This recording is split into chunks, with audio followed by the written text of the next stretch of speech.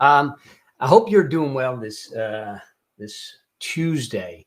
And hey, something came down yesterday, and it really kind of hit me um, in the sense of how people can get taken when it comes to investments and when it comes to kind of doing the things that we want to do and how we want to do things.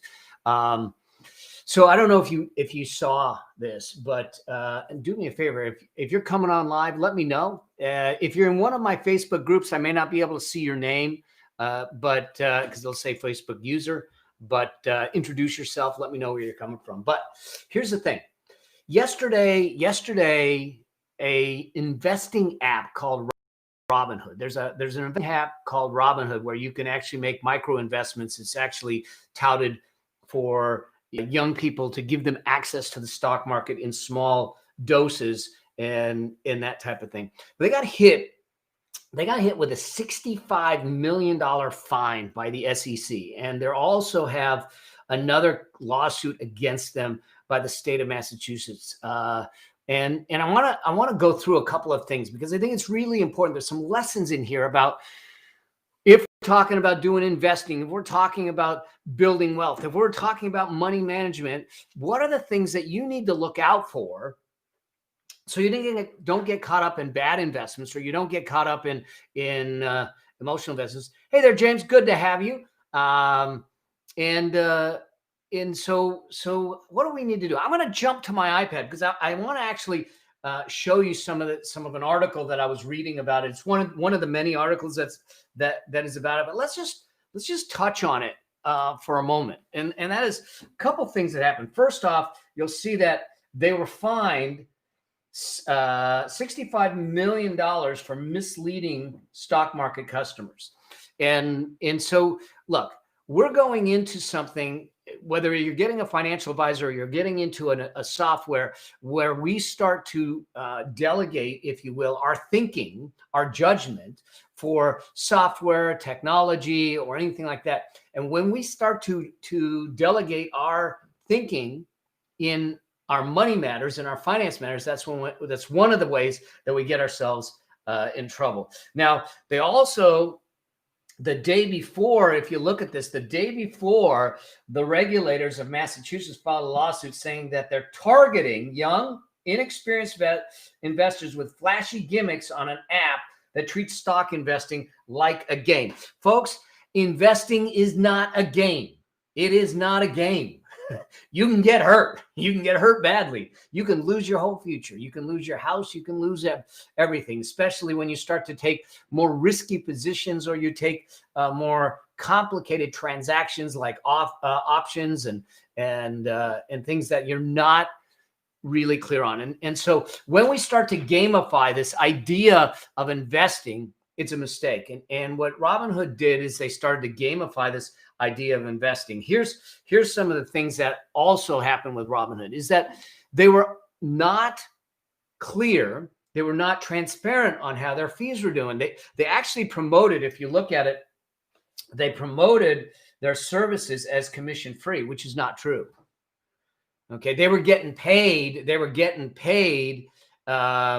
In a different way. It wasn't necessarily a commission, but there was compensation there. And, FTC rules even talk about for affiliates and everything, we need to disclose if there's potential compensation there because there's a bias there in doing that. So it said that they only partially explained how it makes money and they omitted details about the largest revenue source. And now, mind you, we're not, as businesses, we're not necessarily required to tell everyone how we make money or what we do to make money. However, when we're talking about investments, when we're talking about these types of things, the SEC and some of the regulatory bodies, they're there to protect the investors. They're there to protect you and I from getting taken by someone that's getting paid a commission. For instance, way back when, I had an investment advisor, and this kind of where I've got my new rules for how you choose your investment advisor. And he put me in an investment and he said this was a good investment for me. And he put me in an investment that turned out to not be a good investment for me. It was a good investment for someone else, but it wasn't a good investment for me. Why did he put me in it? because he received a big commission on it and he never disclosed it. Okay. Now, clearly I fired him, but I was locked in investment. And the weird thing about this investment is I had to sit in it for 6 years. And after 6 years, I had an 11-day period that I could get out without penalty. And if I missed that 11-day window 6 years down the road, I couldn't get out without penalty. So my new advisors and everyone, we had alarms on our calendars and everything to make sure that we could get out. And so one of the things that you want to make sure you're doing is making sure that your advisors and everyone are completely transparent of how they're making their money. They literally said that they received inferior trade prices. In other words, using their app, you got a worse deal on buying a stock than you would have if you went to, say, TD Ameritrade or well, Schwab is them now, E-Trade, that kind of thing.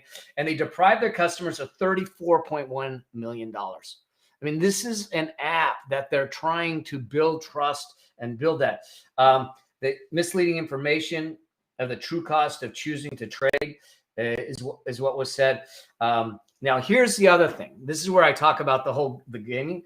They use gaming strategies to manipulate, which is a very strong word in a litigation, to manipulate customers to trade more and to boost fees. Here's the interesting thing. And they do some crazy things. You probably have seen it where you can send a text message and there's confetti and all that stuff that come about.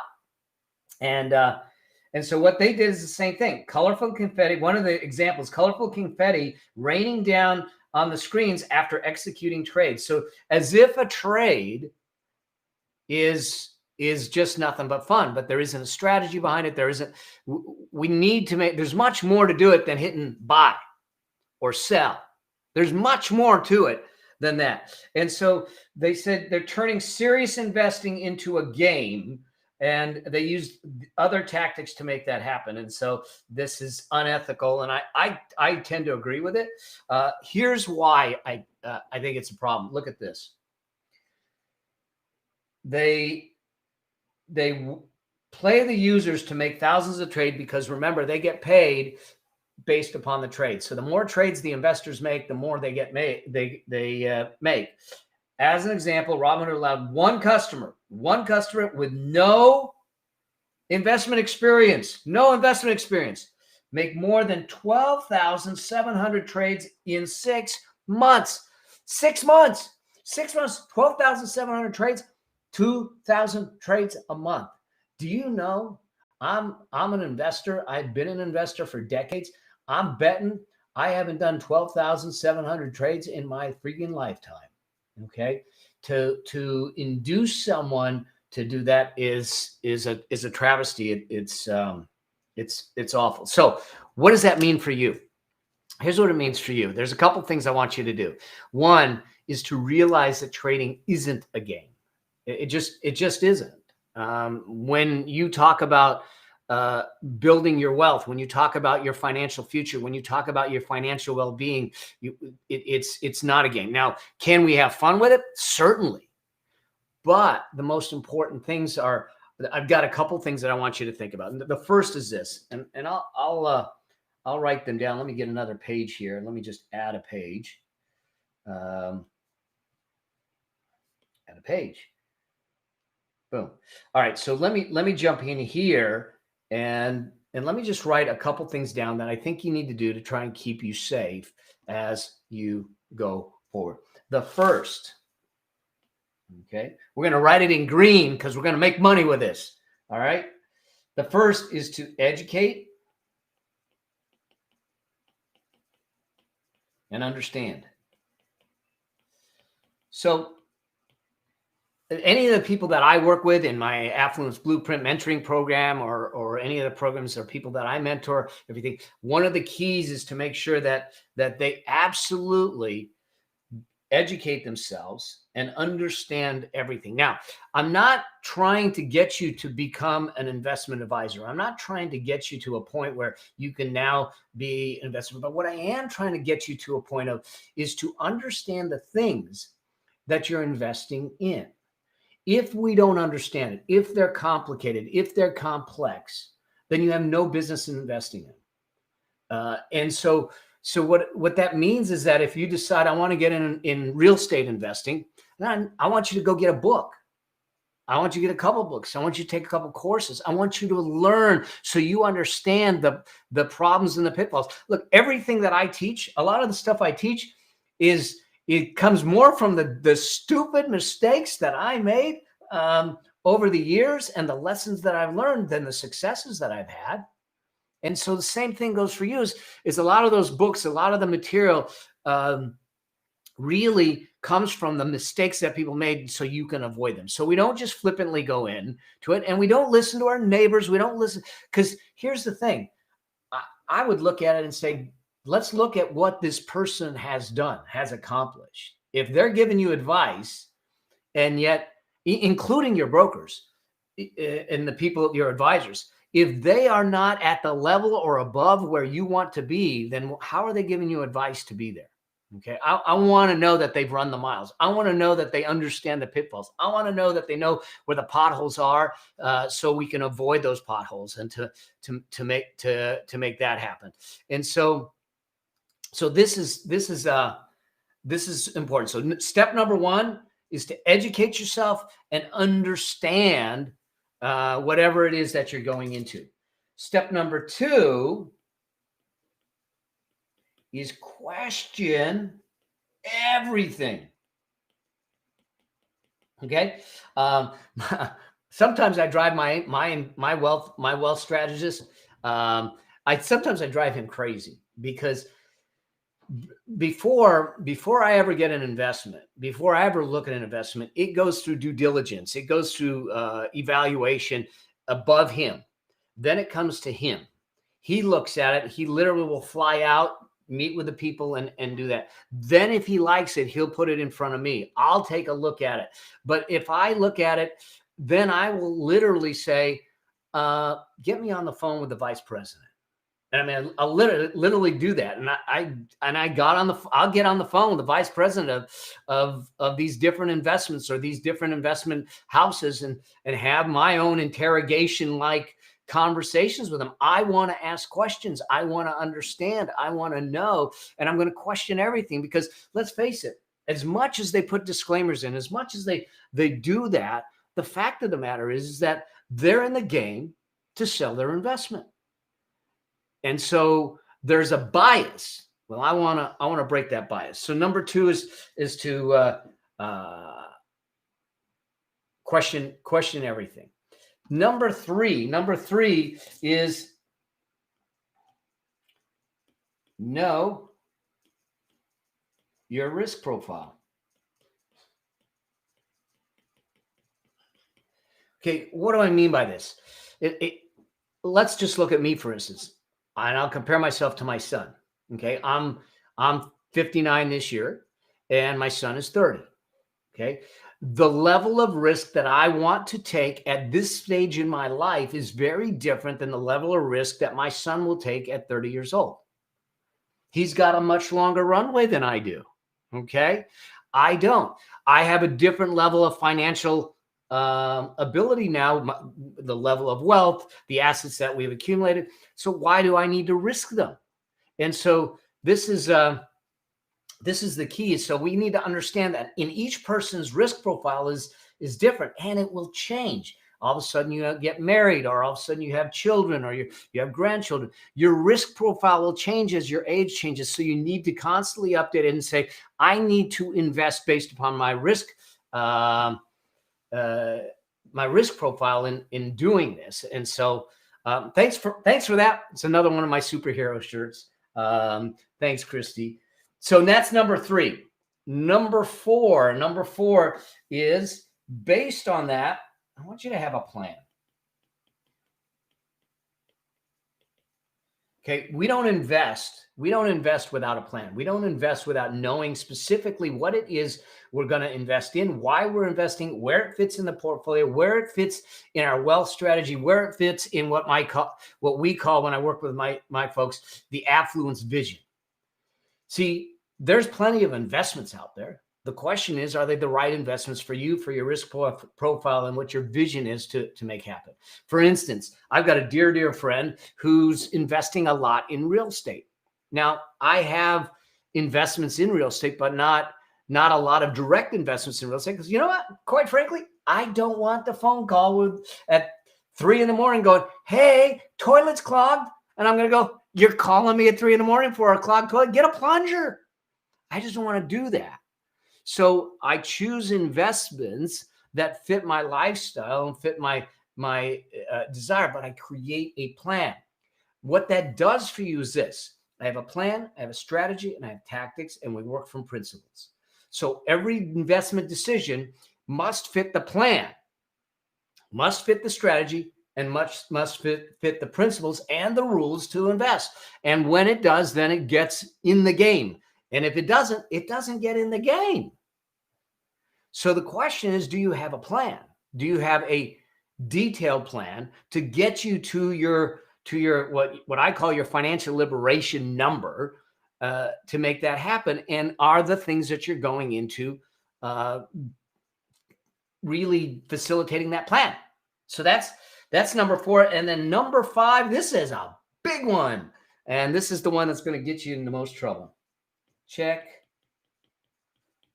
your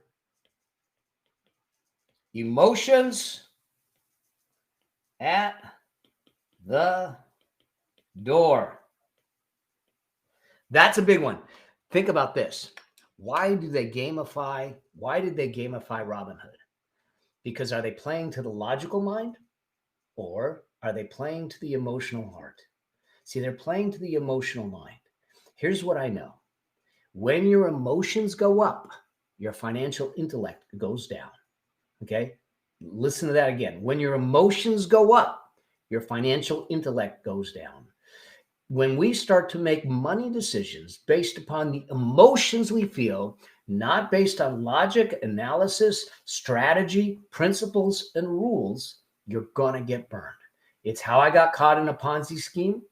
It's how I stayed in the Ponzi scheme. And the only way I recovered from the Ponzi scheme was to go back to the principle, the rules, the strategy, and the plan. And so you need to, when we talk about investing, if you feel a tug at the heart, this emotional pull, that's a time to check yourself. That's a time to stop for a second and count to 10. That's a time to do that, because otherwise you're going to get yourself in trouble, because you're going to make an emotional decision, because your emotions will rationalize things, just like I did. It'll do a lot of things to you that'll get you in trouble from a financial standpoint. And the other thing is that there's a couple of different apps that you can use. Robinhood, Acorns, all that stuff. They're great apps for what they are for, but understand something. When all you have to do is hit on the phone, buy, it does something no different than a credit card does. See, the credit card companies, they created credit cards to create credit, but psychologically they were doing something else. And what it was that they were doing is they literally were stripping away or reducing substantially the buying friction to your buying decision. Okay? They were reducing the friction to your buying decision, because think about it. Is it easier? Is it easier to take that credit card and just swipe the credit card and do it and you're done? Okay? It's easier to do that than if I turned around and said to you, no, pay me in cash. And you had to count out the dollar bills, the $100 bills. Would that change your purchasing decision? Here's what I know. Stats and research has shown that even those that say, well, I pay my credit cards off every single month. Research has shown that when we use credit cards, even if we pay them off every single month, we tend to overspend by 30%. Okay? Because there is no buying friction. Well, think about the app and the investments. It's so easy to get emotionally involved and go, oh, buy. But did it fit the strategy? Did it fit the plan? Is this what you're supposed to be doing? See, I love those apps and stuff like that. But what I don't love is that they're not educating you or the consumer or their customers to how to use them effectively, safely, and appropriately to build true wealth. It's not about just buying and selling. There needs to be a strategy. There needs to be principles. There needs to be rules to be followed. And there needs to be a plan to make that happen. So that's it. Educate yourself and get an understanding. Question everything.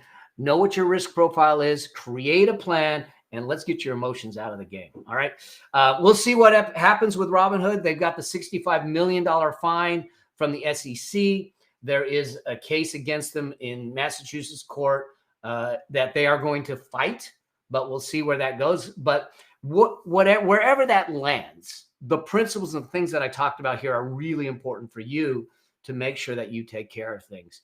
I want for you more than anything else to build that affluence vision, to have that wealth, to create financial liberation, to be able to do the things that you want to do so you can have a richer lifestyle, you can have deeper impact, and you can have complete freedom. And the way we're going to do that is make sure that you're informed, you're educated, you understand things, and that you're safe. And so I just wanted to jump on here. It was an unscheduled live, but I think it's important for us to understand what could go on out there, not get caught in the emotions, not get caught in the gamification, but realize that when we're talking about our financial future, we're talking about ourselves, our family, we're talking about our heirs, our descendants. We're talking about the causes we get behind. We're talking about the movements that we want to have. We're talking about our legacy. There's a lot on the line. So let's do it right. So I hope you have an incredible day.